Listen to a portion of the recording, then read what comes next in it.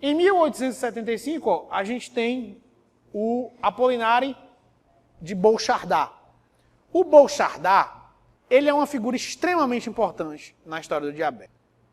Farmacêutico e grande higienista francês, vai puxando a sardinha, tinha que ser farmacêutico, considerado o primeiro diabetologista prático. Ou seja, até ele não havia ninguém especialista em diabetes, ou que só se concentrava em diabetes. A galera pesquisava outras coisas, e inclusive diabetes. Ele concentrou toda a mente e inteligência dele no diabetes. Então ele foi o primeiro diabetologista prático, primeiro especialista em diabetes, digamos assim. E ele teve uma sacada muito genial. Ó, durante a guerra franco-prussiana, em 1870, as tropas germânicas fizeram um cerco em Paris. Como vocês sabem, um cerco não entra alimento, não entra nada. E ele continuou clinicando lá. Era farmacêutico, mas continuou atendendo seus pacientes. E ele viu que os pacientes, até aí a dieta era do rolo. Carboidrato baixo, mais alto em gordura e alto em proteína. Todo mundo estava passando fome em Paris. Aí ele viu que os pacientes dele estavam melhorando. A população geral definhando, ficando fraca, e os pacientes dele melhorando. Chegando até num patamar parecido. Então, depois de 20 dias comendo muito pouco, não havia mais glicose na urina dos pacientes dele, não havia mais hálito cetônico. Então ele falou, será que não é só tirar carboidrato, eu tenho que tirar gordura também, eu tenho que tirar proteína também. Lembrando que até aqui isso não havia. Então, ó, ele observou a melhoria durante esse cerco, durante essa fome. E aí ele publicou um estudo depois, ó, a glicosúria e o diabetes mellitus, no qual ele descrevia que uma dieta altamente restritiva de tudo, tanto de carboidrato, quanto de gordura, quanto de proteína, era a melhor solução para o tratamento do diabetes. Que é a obra dele. Ó, ele disse que a análise da urina está para o diabético como uma bússola está para um navegador. A análise da urina, nesse contexto de época, era muito importante. Tipo a hemoglobina glicada hoje. Era o que eu vislumbro se a dieta está realmente sendo efetiva. Notou que o exercício aumentava a tolerância do diabético aos carboidratos. Então ele foi a primeira pessoa, obviamente que eu falei que lá no Egito Antigo também, lá os hindus também falaram isso, mas de maneira racional e descritiva, num tratado médico.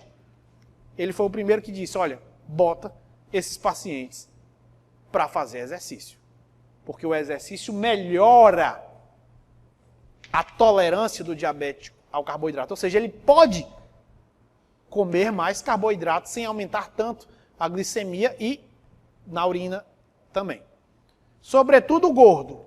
O gordo que eu botei aqui não é a pessoa gorda. O diabetes gordo, o diabetes que, na época. Apesar de ainda não ser tão clara essa distinção na época, mas ele diz, sobretudo os pacientes obesos respondem melhor a esse tipo de tratamento com exercício físico. Dietas restritivas mais exercício físico. Aqui, ó, é um recorte. Ele dava aulas de hidroginástica, ele montava aulas de hidroginástica e chamava os pacientes dele para fazer. Então ele já tinha uma visão a mais aí, colocou o papel do exercício físico. Ó. Ginástica, hidroterapia, formulário magistral de Bouchardat. Continuando, em 1877 a gente tem um grande outro diabetologista, o Etienne Lancerot. O Lancerot, ou no cearês, Lancereaux, o Lancerot também foi um grande estudioso do diabetes. Ele era discípulo do Bouchardat, na verdade. Outro grande diabetologista prático. Deu grandes contribuições. Foi muito além do que várias pessoas, vários médicos, vários cientistas da época. Ó, vários achados patológicos comprovando a atrofia do pâncreas em alguns pacientes com diabetes.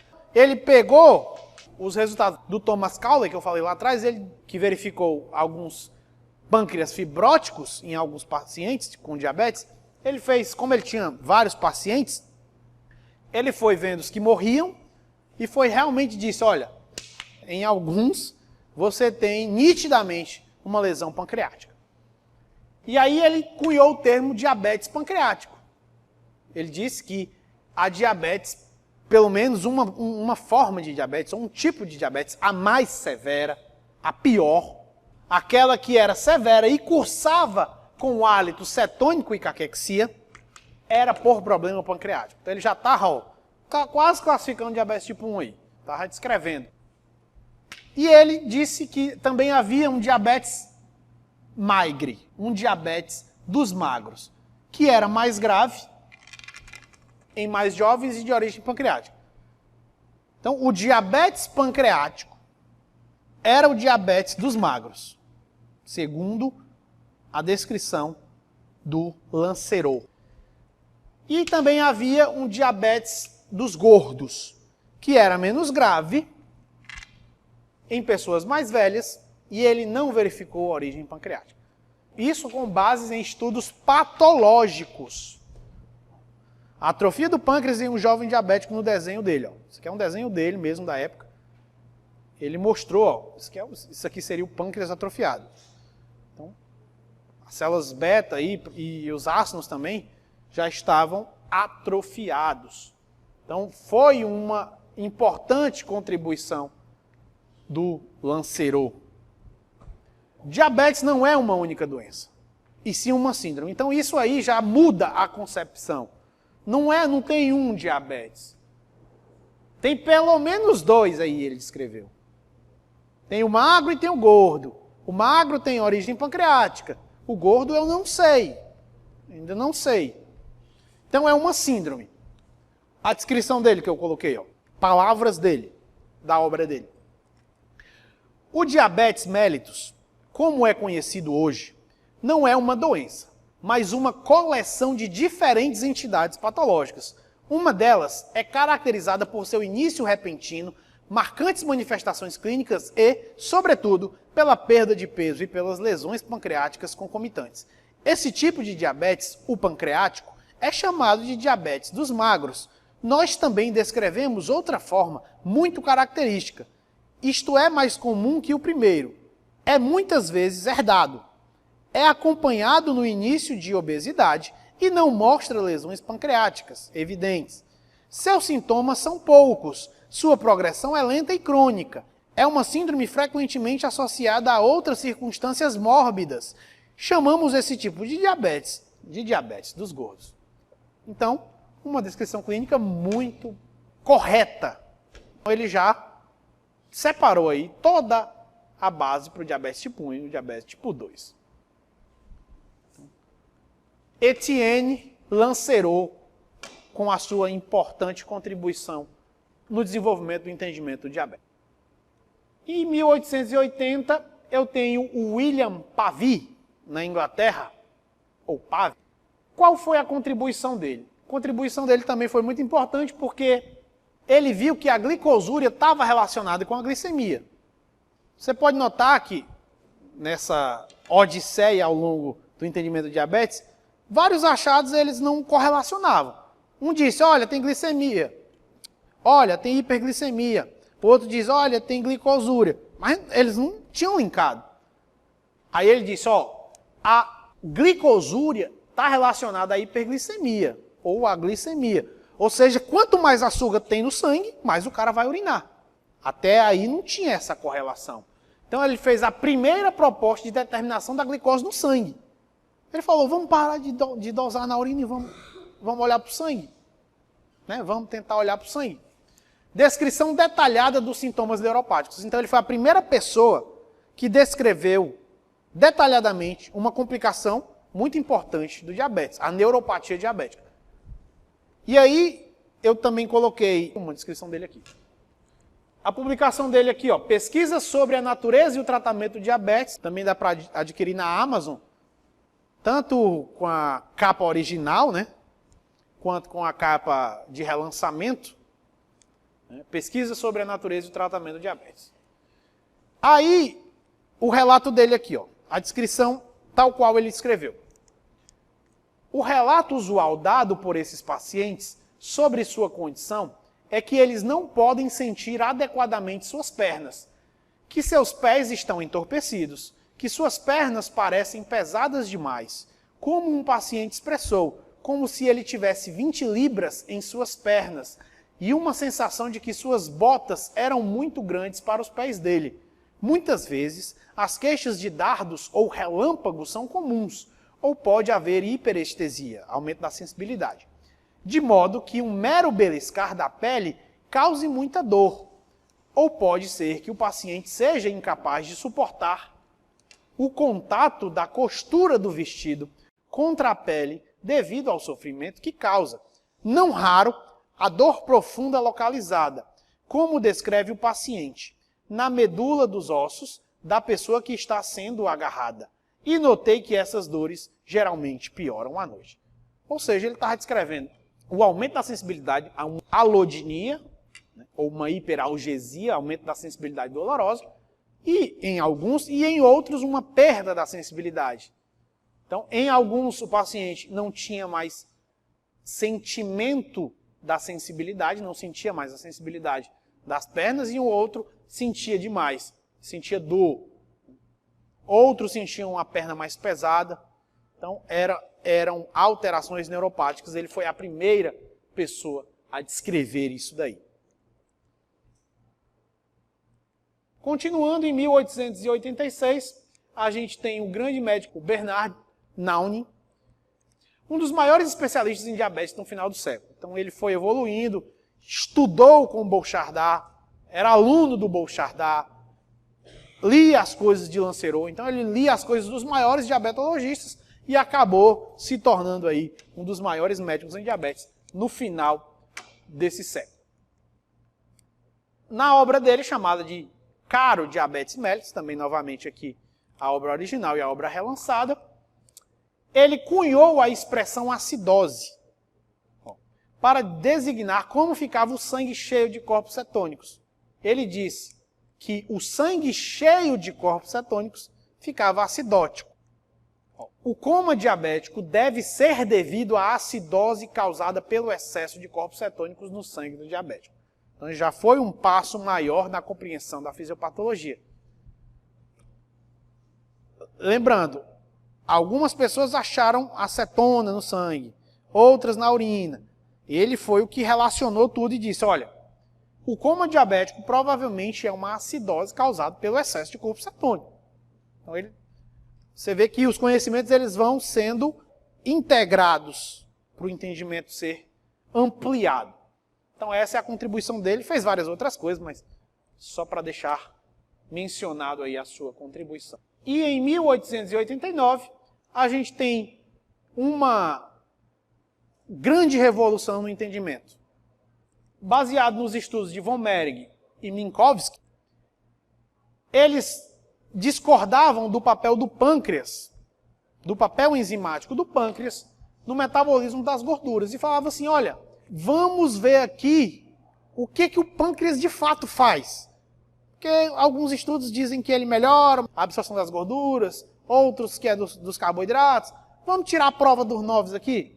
Então, eles fizeram uns experimentos com cães pancreatectomizados, ou seja, retiraram o pâncreas dos animais. E eles verificaram que os cães apresentavam sintomas de diabetes mellitus. Grande sede e urina frequente e volumosa. Lembrando que Brunner, lá há quase 3 séculos atrás, fez a mesma coisa. A diferença é, ele não linkou com o diabetes. Então, o von Mering e o Oskar Minkowski, eles fizeram quase a mesma coisa, só que, como eles já também tinham uma experiência com diabetes, trabalhavam com, até o passado, o Naumann, o médico Naumann, eles linkaram com os sintomas do diabetes mellitus. Eles disseram, se eu tirar o pâncreas, eu crio uma condição semelhante ao diabetes mellitus. Aí eles constataram açúcar na urina. E eles tiveram, não, vamos dosar só para tirar a prova dos 9. Tirei o pâncreas, beleza. O animal está bebendo muita água e urinando muito. Vamos ver se tem açúcar na urina desse animal. Aí dosaram, acharam. Aí pronto. Lancerot lá atrás estava certo. Porque Lancerot viu uma atrofia do pâncreas. Mas um modelo experimental de indução de diabetes não foi, ele não pensou. E aí, ao retirar o pâncreas, eu posso precipitar o quadro de diabetes mellitus. É depois daí que eu tenho um boom em pesquisas do diabetes. Porque a partir daqui eu tenho um modelo experimental de indução do diabetes. Deduziram que o pâncreas teria duas funções. Uma, na produção de sucos digestivos, que representava a secreção externa, pois esses líquidos eram lançados para o duodeno. E a outra, a produção de alguma secreção interna, lançada diretamente na corrente sanguínea, e que deveria talvez regular o metabolismo dos carboidratos. Que secreção é essa? Quem produzia? Quem no pâncreas produzia? Onde produzia? Não sei. Isso tudo é hipótese, é uma teoria. Eles estavam teorizando, eles estavam inferindo consequências a mais das suas descobertas. O trabalho dele aqui, ó. Diabetes mellitus após a extirpação do pâncreas. Em 1888 a 1893 a gente tem o Laguesse. O Laguesse ele foi muito importante também, porque ele disse que talvez também ele não fez experimento, na verdade ele fez alguns, né, mas assim, diretamente. Ele disse que com base nos achados de Langerhans, provavelmente a secreção interna que o Minkowski e o von Mering estejam falando seja produzido pelas células que o Langerhans descreveu. Então vamos chamar essas células que o Langerhans descreveu de ilhotas de Langerhans, pois elas provavelmente seriam a fonte deste material hipoglicemiante, deste agente hipoglicemiante. Então, ele propôs que as ilhotas pancreáticas, ou na época aquele grupo de células pancreáticas, sejam chamadas de ilhotas de Langerhans em homenagem ao próprio Langerhans, né? As ilhotas de Langerhans secretam uma substância capaz de impedir a eliminação da glicose através da urina. Para você ver como ele tinha um entendimento, mas ainda era limitado. Ele achava que as ilhotas de Langerhans secretavam alguma coisa que atuava no rim e impedia que a glicose saísse. Não que essa substância atuava nas células e as células recebiam a glicose, como a insulina. Ele entendia, mas né, era uma compreensão limitada. Em 1889 a 1895, o von Norden, também um grande médico patologista alemão, trabalhando nos Estados Unidos, aqui é sempre o local de trabalho, não necessariamente a nacionalidade. Dieta restritiva com base em aveia. Ele propôs, né, foi na época chamada até porque começou a funcionar, deu certo para alguns. Na época, os jornais anunciaram como a cura do diabetes pela aveia. Era a cura pela aveia, ou a cura da aveia. E foi considerada revolucionária na época, porque algumas pessoas realmente melhoraram de fato, mas depois viram que era uma melhora momentânea, depois piorava e depois morria. Tanto que no final ele descontinuou, ele disse, não, negada, a dieta de aveia não funciona não. Ele mesmo, que foi o criador dessa dieta. Então vamos lá, continuando. Em 1890, a gente tem também um importante avanço do Marcel Eugène Émile Gley, um eminente médico e fisiologista francês. Ele, na verdade, foi a primeira pessoa que utilizou o extrato pancreático. E como a gente foi vendo, houve uma evolução no entendimento do diabetes. Desde não saber absolutamente nada, até saber que há algum problema no pâncreas, ou que o pâncreas está envolvido com o metabolismo dos carboidratos. Então, em 1890, a gente tinha o seguinte panorama. Sabia-se que o diabetes era um problema, ou pelo menos estava relacionado com um problema no metabolismo dos carboidratos, sobretudo da glicose, que é o principal carboidrato do nosso corpo. Sabia-se que o pâncreas, pelo menos provavelmente, de acordo com os achados, tem alguma ligação com o metabolismo dos carboidratos. E, um ano antes, o Minkowski e o von Mering criaram um modelo experimental de indução do diabetes por pancreatectomia, ou seja, por retirar o pâncreas. Então, o Gley pensou o seguinte, também baseado no que o Laguesse disse, provavelmente o fator hipoglicemiante vem das ilhotas.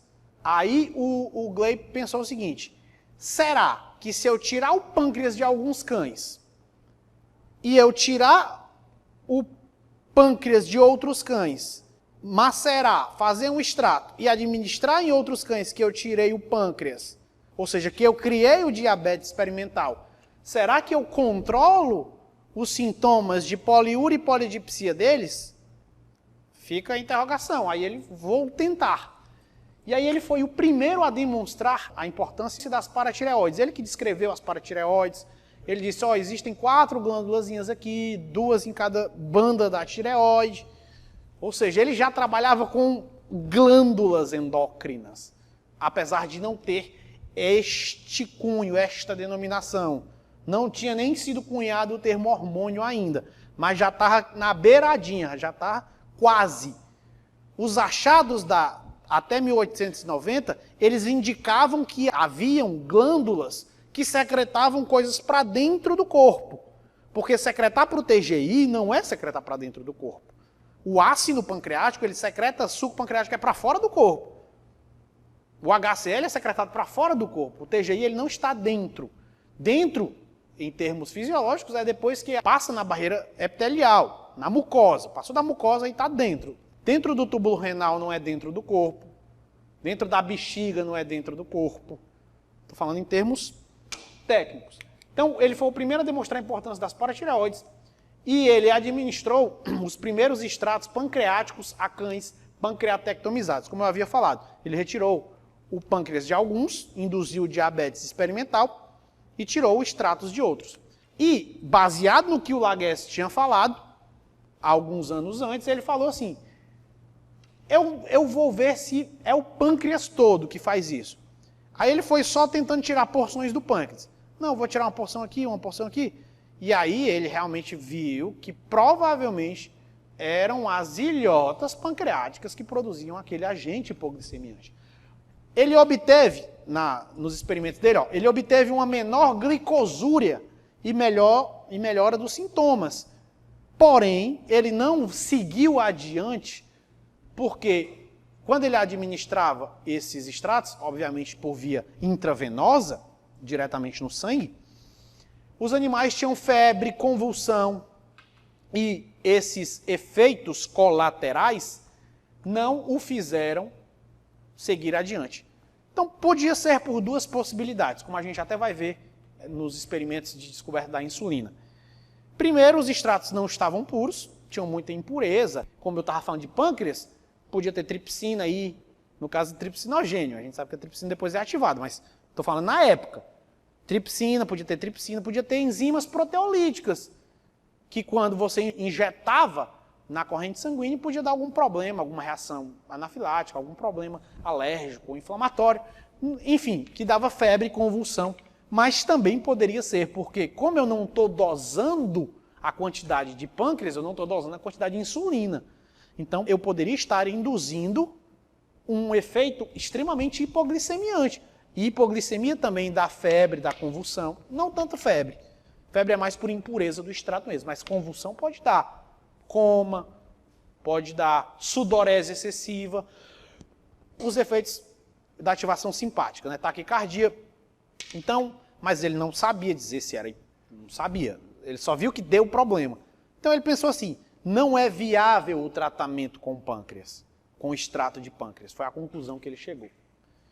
Apontou que a ação hipoglicemiante se devia às ilhotas e não ao tecido acinar. Então ele foi um pouco mais além, como eu falei. Ele retirando porções específicas, ele disse, olha, se eu tirar o ácido e injetar, não acontece nada. Se eu tirar as ilhotas e injetar, aí eu tenho um efeito hipoglicemiante.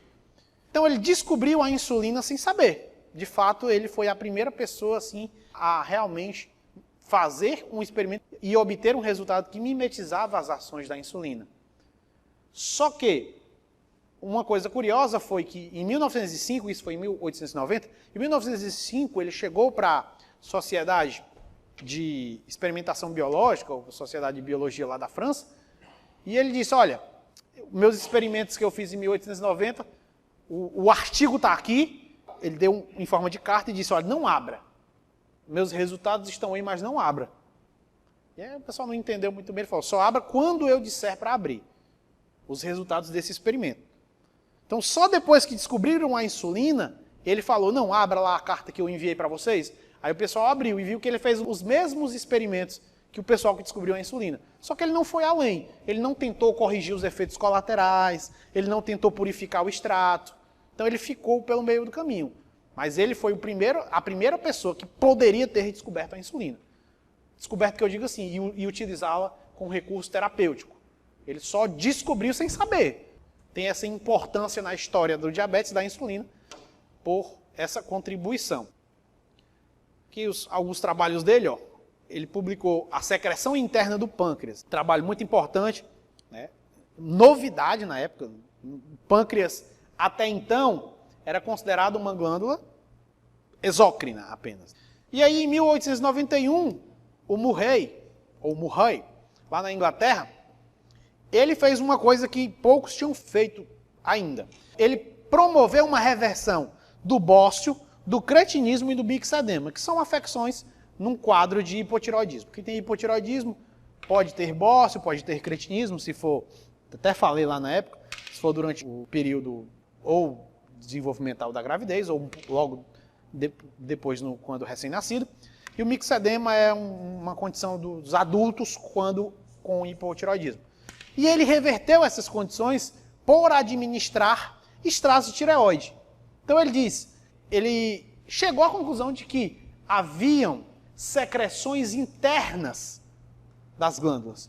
Então ele disse, olha, a tireoide controla alguma coisa interna. Ela não secreta para fora, ela secreta para dentro, ela secreta para o sangue. Então foi solidificado o conceito de secreção interna. Porque até então, como eu tinha dito, o pessoal olhava para o pâncreas, mas dizia, não tem como o pâncreas produzir nada internamente. O Laguerre foi o primeiro que, nessa ideia, mas não tinha outra glândula comprovando. Gley comprovou lá com as paratireoides, aí o Murray com a tireoide. Então, o conhecimento de endocrinologia foi se desenvolvendo. E em 1892, o Oskar Minkowski, o mesmo lá dos experimentos de 1889, ele disse que o pâncreas também é uma glândula de secreção interna. Tudo indicava, mas uma coisa é você hipotetizar, outra coisa é você demonstrar experimentalmente. Ele demonstrou experimentalmente. Foi o que ele fez. Ele fez o diabetes cirúrgico, que ele já tinha desenvolvido, foi o pioneiro, né?